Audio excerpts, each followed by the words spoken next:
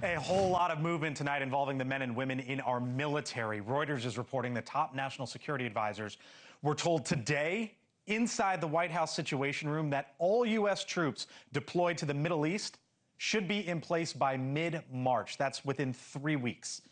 This is the U.S. military builds up assets around Iran, and the administration considers potential strikes if negotiators fail to reach some sort of a deal, whatever that could be. Reuters also says the Secretary of State, Marco Rubio, will meet with the Israeli Prime Minister, Benjamin Netanyahu, at the end of this month to discuss Iran. Now, the U.S. reportedly moving more than 50 fighter jets to the region in just the last day alone.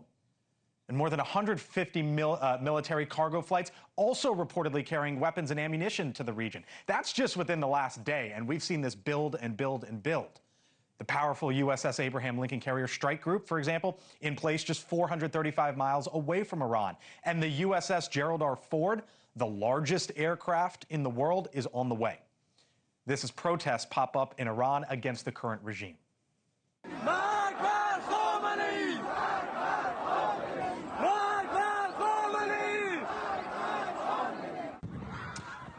And as the pressure builds, the White House today warning Tehran to make a deal before it's too late.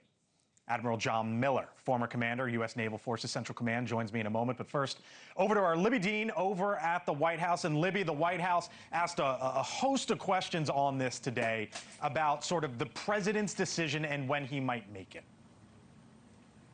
A host of questions, Blake, but not a host of answers from the White House really on that. But there was this key meeting here at the White House today, Blake. Trump's top two negotiators, Steve Witkoff, Jared Kushner, returning from overseas. Of course, they were there in Geneva and immediately sitting down with the president to discuss those negotiations with Iran. And they likely told the president, actually, what we've heard and what I just mentioned, that the White House has been saying that there was no breakthrough, but some progress, although we don't know what that progress is, that was made over those 3 hours that these negotiations and negotiators actually went back and forth in Geneva on Tuesday. Let's take a listen to how the White House press secretary is describing things.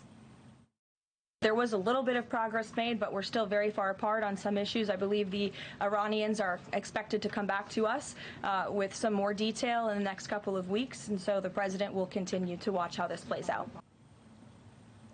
And there is no formal deadline set by the White House to make a deal here, but negotiators are expected to meet again in the coming weeks. That's according to Iran. The White House hasn't set that kind of deadline. But in the meantime, the Pentagon is moving additional assets into the region. As you were mentioning, Blake, the USS Gerald R. Ford Carrier Strike Group deploying to join, of course, what's already there, which is the USS Abraham Lincoln. And also there's this new report, and you were mentioning some of those new reports that are really circulating and growing tonight, that the military could be in place, the U.S. military could be in place to strike as early as Saturday. Now, as for Iran and what their military is doing in all of this, they're conducting these Navy drills on their own, also with Russia as well in the Gulf of Oman.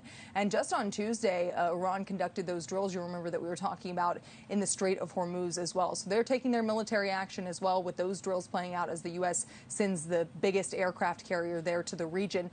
And we also know what we've continued to hear from the White House is that diplomacy is what they're striving for here, what the president ultimately wants. That would be his first priority. But we've also seen, of course, President Trump strike after setting some kind of 2-week deadline as well. You'll remember back in June when the president set that 2-week deadline for negotiations and then struck those 3 nuclear sites in Iran, Blake. So we'll see if that's the case here, as we're learning those key advisors sitting down with President Trump today to detail those negotiations overseas. Blake. A lot going on over at 1600. Libbey Dean there for us. Libbey, thank you. Thank you for watching. Subscribe below and download our NewsNation app right now on your phone, and you will get fact-based, unbiased news for all Americans.